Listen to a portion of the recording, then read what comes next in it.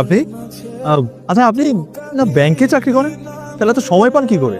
আশ্চর্য, আপনি আগে আমাকে বসতে বলেন, তারপর আমরা এসব কথা বলি। ও sorry please. Thank you. Thank you কেন? প্রথমত আপনি এখানে এসেছেন, আর দ্বিতীয়ত বসতে বলেছেন তাই। সরি, আপনার এই থ্যাংক ইউটা আমি অ্যাকসেপ্ট করতে পারছি না। প্রথমত আপনি না বললেও আমি জায়গাটায় আসতাম, কারণ এটা আমার খুব পছন্দের একটা জায়গা। আর দ্বিতীয়ত এই বেঞ্চটা যেখানে আপনাকে আমি বসতে বলছি সেটা আসলে আমার বেঞ্চ না, এটা এই লেক কর্তৃপক্ষের। সো যদি ধন্যবাদ দিতে হয় তাহলে ওদেরকে দিতে পারেন। আচ্ছা, আপনি কি মানুষ নাকি রোবট বলুন তো? মানে আপনি কোনো কথা কেন সহজভাবে নিতে পারেন না? আচ্ছা, আমি এত ঘুরিয়ে পেঁচিয়ে কথা বলতে পারি না, পছন্দও করি না। শুনুন, লাইফে তো বিয়ে করতেই হবে, তাই না? আজকে করেন আর কালকে করেন। আর মাও অনেকদিন ধরে প্রেশার দিচ্ছে যে আমি কেন বিয়ে করছি না, তাই ভাবলাম যে লাইফের এই সিদ্ধান্তটা নিজেই নিয়ে নিই। তো এই সিদ্ধান্ত তো আপনিই নেবেন, এটাই তো স্বাভাবিক। হ্যাঁ স্বাভাবিক, কিন্তু আমার এই সিদ্ধান্তের সঙ্গে কিন্তু আপনি জড়িয়ে গেছেন। আমি কিভাবে? আমার বাবা ব্যাংকে চাকরি করতেন, আপনার মতো এরকম বই পড়তেন, খুবই সিম্পল একটা লাইফ লিড করতেন। প্রত্যেকটা মেয়ের কি স্বপ্ন জানেন? সে তার এমন একজন জীবন সঙ্গী চায় যার মাঝে তার বাবার প্রতিচ্ছবি দেখতে পায়, যাকে চোখ বন্ধ করে বিশ্বাস করা যায়, নিঃসন্দেহে নিঃসংকোচে তার সঙ্গে পুরো জীবনটা কাটিয়ে দেওয়া যায়। আর আমার মনে হয় সে মানুষটা আপনাকে আমার ভালো লেগেছে, তাই আমি সারাটা জীবন আপনার সঙ্গে কাটাতে চাই। আপনার দৃষ্টিতে ভালোবাসার সংজ্ঞাটা কি বলেন তো? আমার সাথে কয়েকদিন চলেছেন, ফিরেছেন, কথা বলেছেন, আপনার মনে হয়েছে যে আমি আপনার জীবন সঙ্গী হওয়ার যোগ্য? তো অনেক বড় একটা কথা, এত জাজমেন্টাল হলে তো হবে না। সরি টু সে, বাট ভালোবাসাটা একটা কমিটমেন্ট, একটা পবিত্র দায়িত্ব, সেটা আসলে সবাই নিতে পারে। কেন, আমি কি আপনি যোগ্য না? না আমি এটা বলিনি, আমি একটাবারও এটা বলিনি। ইনফ্যাক্ট আমার মনে হয় আমি আপনার যোগ্য না। আমার মতো একজন বেকারের কাউকে ভালোবাসতে বা কাউকে বিয়ে করার কথা চিন্তা করাটা পাপ। সরি ভাই, দুপুরে খাবেন না? হুম। খিচুড়ি আর গরুর মাংস রান্না করছি, ওয়েদার ডিমান্ড। আচ্ছা আচ্ছা ভাই, আপনি তো আবার ওই আপডেটসটা দিলেন না আপুর ব্যাপারে। আপনার প্রেম কত দূর আগাইছে? প্রেম করতে পারলে তো ভালোই হইতো। ওই মেয়ে তো ডিরেক্টলি বিয়ে প্রস্তাব দিয়ে বসছে। বাহ, চমৎকার! বৃষ্টি না যেতে মেঘ পাওয়া গেছে। কি যে ভাই কানে সবচেয়ে বড় কথা, মেঘ না যেতে কি আপনি আপার বিয়ে করে রাখুন। কেন বিয়ে দেবো? আরে ভাই, আপনি বেকার একটা ছেলে, আপনি গাছপালা দেখবেন, নদী নালা দেখবেন, খাল বিল দেখবেন, এগুলা দেখবেন, বই পড়বেন, কবিতা পড়বেন। আপনি কোনো ইনকাম করতে হবে, সব ইনকাম তো ভাবি করবো, কারণ ভাবি চাকরিজীবী। আপনি খাইবেন আর ঘুরবেন আর ভাবির উপরে থাকবেন। আচ্ছা, কি আচ্ছা? খিচুড়ি আর গরুর মাংস কর আসতেছি, তাড়াতাড়ি আসেন।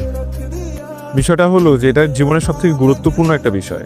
আপনি আর আমি রাজি থাকলে তো হবে না, আমাদের পরিবার আছে, সমাজ আছে। হ্যাঁ, আত্মীয় স্বজনের কথা নয় বাদই দিলাম, তখন মানুষ যখন শুনতে পাবে যে আপনি একটা বেকার ছেলেকে বিয়ে করেছেন, তখন তারা সহজভাবে মেনে নেবে। শুনুন, আমার মার আমার প্রতি পূর্ণ আস্থা আছে। আমি যদি কোনো সিদ্ধান্ত নেই, তাহলে আমার মা সেটাতে আপত্তি করবে না। আর একটা মানুষ তার সারা জীবন বেকার থাকে না। বুঝেছি আপনি নাচুর বান্দা।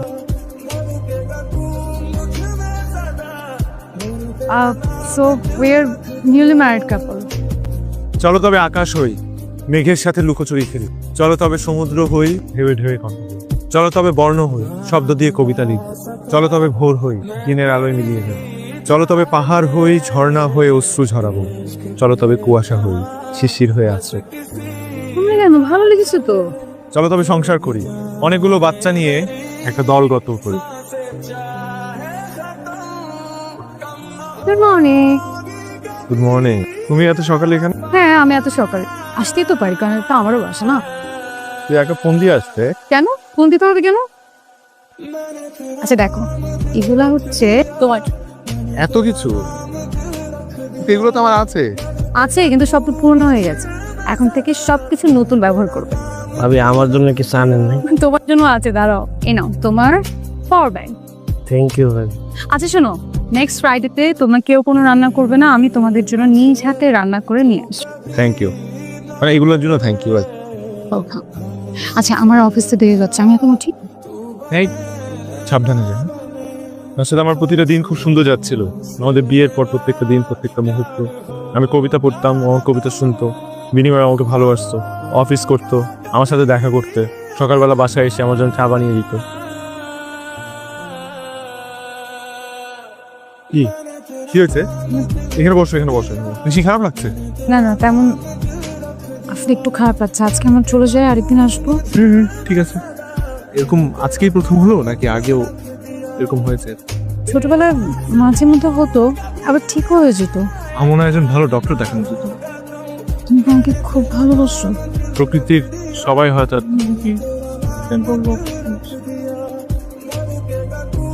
তুই অন্য কাউকে আশা করছিলে? তুই ওকে হা করে তাকিয়ে আছে কেন? আমার হাত থেকে এটা ধরো আর সামনে থেকে সরো। আচ্ছা আজকে আমি আসবো, তুমি ভুলে গিয়েছিলে? আরে না, বলবো কেন? তুমি আজকে আমাকে সারাদিনে একটা ফোন কেন দিলে না? আমি পড়াশোনা করছিলাম, সামনে কয়েকটা চাকরি ইন্টারভিউ আছে তো তাই। হয়েছে, ওইটা কই, ওটা ডাকো। ভাবি বান্দা হাজির ইয়েছেন।